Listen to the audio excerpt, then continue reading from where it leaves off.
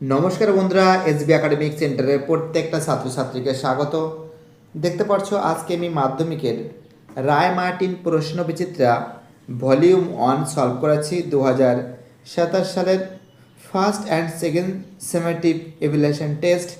এই বইটা খুবই গুরুত্বপূর্ণ, বুঝতে পারলে? এই বইটা খুবই গুরুত্বপূর্ণ। আজকে আমি তোমাদের জিওগ্রাফি সলভ করবো, খুবই গুরুত্বপূর্ণ বই। এই বইটা তোমরা অবশ্যই সলভ করবে। সম্পূর্ণ ভিডিওটা দেখবে। যারা নতুন সদস্য আছো প্লিজ চ্যানেলটিকে সাবস্ক্রাইব করে সমস্ত বন্ধুদের মধ্যে শেয়ার করবে। তাহলে আলোচনা করা যাক। তো দেখতে পাচ্ছি এবার আমি তোমাদের পেজ নম্বর 264 নম্বর পেজটা সলভ করাবো। Set number 8।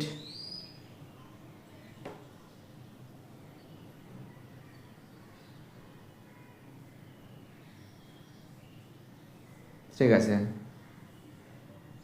আমাদের এক সেকেন্ড, আমরা দেখতে পাচ্ছি যে সেট 8 সলভ করাচ্ছি। হ্যাঁ বাবা দাঁড়া, আমি আসছি পরে, একটু কাজ আছে, এটা এডিট করে নিই। ঠিক আছে, তারপরে আমি যাচ্ছি। বলছে কাটোয়া কি বলেছে, কাশিরাম দাস ইনস্টিটিউশন, খুবই গুরুত্বপূর্ণ।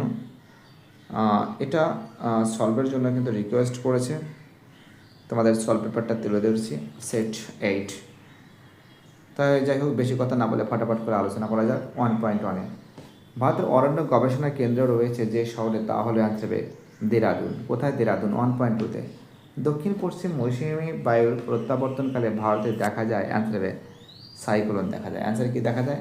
অ্যান্সার সাইক্লোন দেখা যায়। চলো আমাদের পরের প্রশ্ন কি বলেছে দেখা যাক। নেক্সট কোশ্চেন যেটা বলেছে, সাইক্লোন তো আছে দেখেছো। চলো আমাদের পরের প্রশ্ন বলেছে 1.3-তে যে ঝাড়খণ্ড রাজ্যটি পৃথক হয়েছে কোন রাজ্য থেকে তোমরা জানো? ঝাড়খণ্ড রাজ্যটি পৃথক হয়েছে কিন্তু কোথা থেকে বলো তো? ঝাড়খণ্ড রাজ্যটি পৃথক হয়েছে কিন্তু বিহার থেকে। ঝাড়খণ্ড রাজ্যটি পৃথক হয়েছে কোথা থেকে তোমরা জানো? ঝাড়খণ্ড রাজ্যটি পৃথক হয়েছে কিন্তু বিহার থেকে। 1.4-এ গাঙ্গেয় সমভূমি নবীন পলিমাটিকে কী বলে? খাদার বলে। গাঙ্গেয় সমভূমি নবীন পলিমাটিকে কী বলে তোমরা জানো? গাঙ্গেয় সমভূমি নবীন পলিমাটিকে কী বলে? গাঙ্গেয় সমভূমি নবীন পলিমাটিকে কী বলে? খাদার বলে। ঠিক আছে, অ্যান্সার কী হবে? খাদার বলে। চলো আমাদের পরের প্রশ্ন কি বলেছে। পরের প্রশ্ন বলেছে 1.5-এ অবরোহ প্রক্রিয়ায় সৃষ্ট ভূমিরূপ হলো অ্যান্সার হবে ক্ষয়জাত পর্বত। অ্যান্সার কী হবে? ক্ষয়জাত পর্বত। চলো আমাদের পরের প্রশ্ন 1.6-এ হিমাবহ পর্বতগাত্রের মধ্যে সংকীর্ণ ফাটলগুলিকে কী বলে? বাকসুন বলে। হিমাবহ পর্বতগাত্রের মধ্যে সংকীর্ণ ফাটলগুলিকে কী বলে? বাকসুন বলে। 1.7-এ চলমান বালিয়াড়ি দ্বারা গঠিত ভূমিরূপকে বলে? অ্যান্সার হবে ধ্রিয়ান বলে। 1.8-এ বদ্বীপ সৃষ্টি হয় যে কারণে তোমরা জানো? বদ্বীপ সৃষ্টি হওয়ার কারণ হলো আরোহণ। বদ্বীপ সৃষ্টির কারণটা হচ্ছে আরোহণ। এবার আমি তোমাদের বিভাগ খ সলভ করে দেবো। কি সলভ করে দেবো? বিভাগ খ। সম্পূর্ণ ভিডিওটা দেখতে থাকো, চ্যানেলটার সঙ্গে যুক্ত থাকো, চ্যানেলটাকে সাবস্ক্রাইব করো। তোমাদের সাপোর্ট আমার একান্তই কাম্য।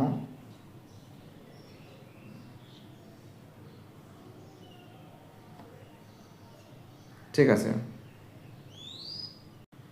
অর্থাৎ এখানে যে প্রশ্নগুলো আছে, যেমন আছে খাদার আছে, ক্ষয়জাত আছে, বাকসুন্ড আছে, ধ্রিয়ান আছে, আরোহণ আছে। অ্যান্সারগুলো আছে বলছি।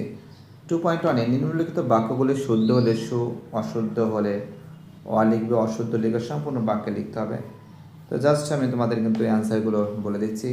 করমণ্ডল উপকূলে কয়াল দেখা যায়, এটা সত্য আছে, শুদ্ধ আছে। 2.12 শ্রীনগর ও জম্বুরের মধ্যে সংযোগকারী গিরিপথ হলো নাথুলা, এটা ভুল আছে। এটা কি আছে? ভুল আছে। পরের প্রশ্ন ক্যানিয়ন নিম্নক্ষয় অপেক্ষা 500 ক্ষয় বেশি আছে, এটা ভুল আছে। পরের প্রশ্ন সিন্ধু নদের বদ্বীপ পাখির পায়ের মতন, এটাও ভুল আছে। দেখো এবার আমি তোমাদের এই যে প্রশ্নগুলো সলভ করা হয়েছে, এবার আমি তোমাদের যে প্রশ্নগুলো সলভ করবো, যে কোনো 4টি প্রশ্নের উত্তর দিতে হবে। এখানে আমরা প্রশ্নগুলো দেখতে পাচ্ছি, সরাসরি তোমাদের সামনে তুলেও ধরেছি। বলেছে ভারতের একটি পশ্চিমবাণী নদীর নাম বলো। 2.11। তো দেখো তোমরা জানো ভারতের একটি পশ্চিমবাণী নদীর নাম তোমরা কি লিখবে? নর্মদা লিখবে, তাপ্তি লিখবে। ঠিক আছে, নর্মদা, তাপ্তি খুবই গুরুত্বপূর্ণ। ঠিক আছে, অ্যান্সার কী হবে? নর্মদা এবং তাপ্তি। চলো আমাদের ঠিক আছে, এই অ্যান্সারগুলো সব ঠিকঠাক আছে। চলো আমাদের পরের প্রশ্ন দেখা যাক কী বলেছে। পরের প্রশ্ন বলেছে আমাদের, নেক্সট কোশ্চেন বলেছে 3.24-এ মন্থকূপ কোন প্রক্রিয়ায় গঠিত হয়? তোমরা জানো 2.24 মন্থকূপ কোন প্রক্রিয়ায় গঠিত হয়? এর অ্যান্সার হবে, পরের প্রশ্ন বলছে মন্থকূপ কোন প্রক্রিয়ায় সৃষ্টি হয়? তোমরা জানো অবঘর্ষ প্রক্রিয়ায়। অবঘর্ষ প্রক্রিয়ায় সৃষ্টি হয়, অবঘর্ষ প্রক্রিয়ায় সৃষ্টি হয় মন্থকূপ। চলো আমাদের পরের প্রশ্ন কি বলেছে, নেক্সট কোশ্চেন বলেছে 2.22 ভারত ও বাংলাদেশের সীমানারেখা কী নামে পরিচিত? তোমরা জানো ভারত ও বাংলাদেশের সীমারেখা কিন্তু 3 বিঘা করিডর বা র্যাডক্লিফ লাইন নামে পরিচিত। 3 বিঘা করিডর বা র্যাডক্লিফ নামে পরিচিত। ঠিক আছে, চলো আমাদের পরের প্রশ্ন র্যাডক্লিফ নামে পরিচিত। চলো আমাদের পরের প্রশ্ন কি বলেছে, নেক্সট কোশ্চেন 2.25 কী বলেছে, ভারতের বৃহত্তম হিমবাহ কোন পর্বতে অবস্থিত? তোমরা জানো ভারতের বৃহত্তম হিমবাহ কারাকোরাম পর্বত শ্রেণীতে এবং হিমবাহের নাম হলো সিয়াচেন। কোন পর্বত শ্রেণীতে অবস্থিত? অ্যান্সার হবে কারাকোরাম। অ্যান্সার কী হবে? কারাকোরাম হবে। ঠিক আছে, অ্যান্সার কী হবে? অ্যান্সার হবে কারাকোরাম হবে। দেখো খুব সুন্দর করে কিন্তু তোমাদের সামনে কিন্তু সব উত্তর সমেত কিন্তু আমি তুলে ধরেছি। অ্যান্সার কী হবে? কারাকোরাম হবে। দেখো লেখা রয়েছে ওখানে 2.2। দেখো সরি, আর একটা প্রশ্ন তো এখানে রয়ে গেছে 2.23 শতুদ্র কোন নদীর উপনদী? খুব ইম্পর্টেন্ট কোশ্চেন, বলতে পারবে? তোমরা জানো শতুদ্র কোন নদীর উপনদী? সিন্ধু নদীর। অ্যান্সার কী হবে? সিন্ধু। শতুদ্র কোন নদীর উপনদী? অ্যান্সার হবে সিন্ধু। সিন্ধু নদীর উপনদী। ঠিক আছে, আর ভারতের বৃহত্তম হিমবাহ কোন পর্বত? একটু বলেছি কারাকোরাম বলেছি। 2.26 লোয়েস শব্দের অর্থ কি? অ্যান্সার হবে স্থানচ্যুত। লোয়েস শব্দের অর্থ কি? অ্যান্সার হবে স্থানচ্যুত। তো দেখো এবার হয়ে গেছে, এবার আমি বিভাগ গোয়াটা সলভ করে দেবো তোমাদের। সম্পূর্ণ ভিডিওটা তোমাদের সামনে আমি তুলে ধরেছি।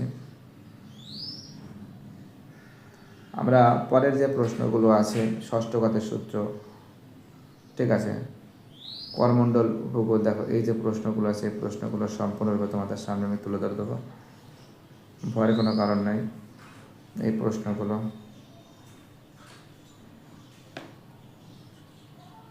ঠিক আছে।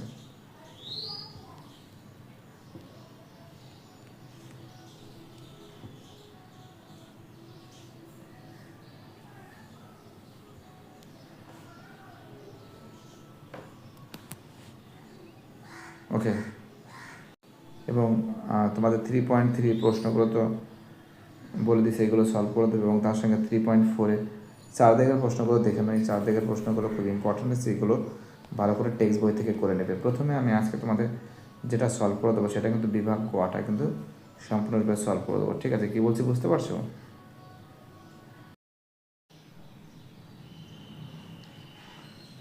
তো দেখতে পাচ্ছো প্রথম প্রশ্ন ষষ্ঠ ঘাতের সূত্র। তো দেখো নদীর গতিবেগ দ্বিগুণ বৃদ্ধি পেলে তার বহন ক্ষমতা বা বোঝার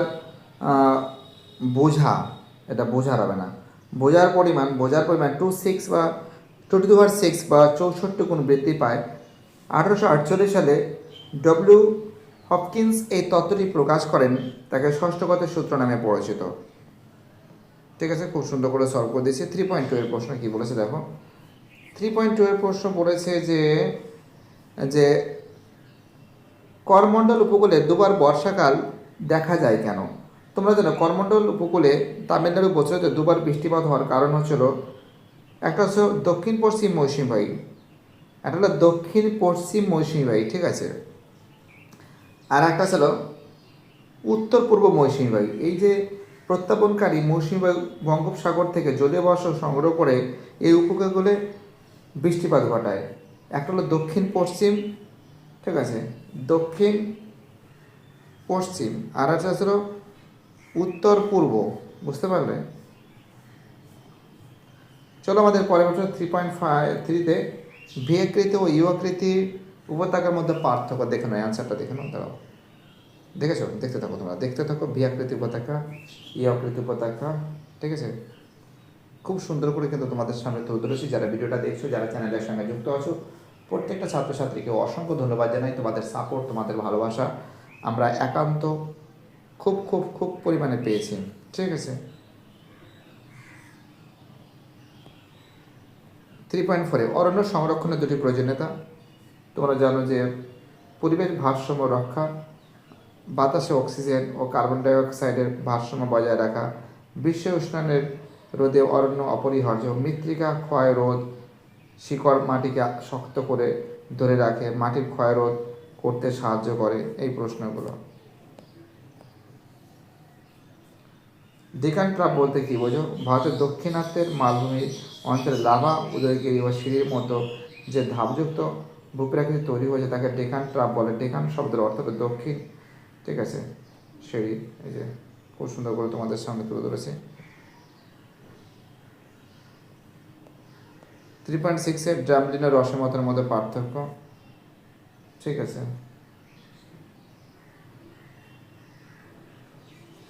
দেখতে পাচ্ছ খুব সুন্দর করে সলভ করে দিয়েছি আমরা।